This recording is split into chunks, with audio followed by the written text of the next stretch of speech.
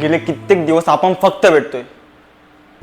आपण पहिल्यांदा भेटलो होतो चुकून, तेव्हाच तो मला आवडली ती.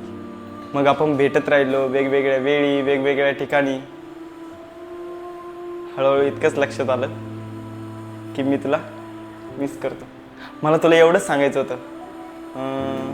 आठवतंय मी आलो होतो तुला भेटायला लायब्ररीमध्ये, पण तुझं लक्षच नव्हतं माझ्याकडे. मग मी किती कॉल्स केले, किती मेसेज केले, काही उत्तर नाही. मग मला कळलं की मी खरंच मिस करतो तुला. माझं हे पत्र तुला मिळाल्यावर जर वाटलं तर उत्तर लिही.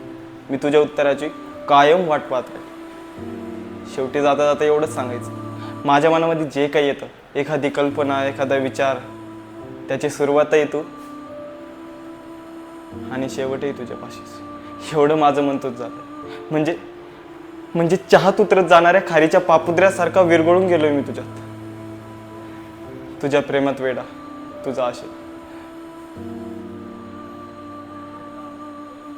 दादा दादा पट्ट पट्ट देते ना, ते पट्ट ना, ते पट्ट. हा पत्र पत्र, हा हे पट्ट पट्ट पाहू दे.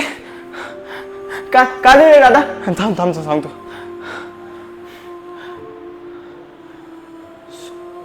सॉरी विजय, मला आत्ताच या लफड्यात पडायचं नाही. मला माझं करिअर करायचं आणि तू काळजी करू नको. तुला माझ्यापेक्षाही भारी मुलगी भेटन.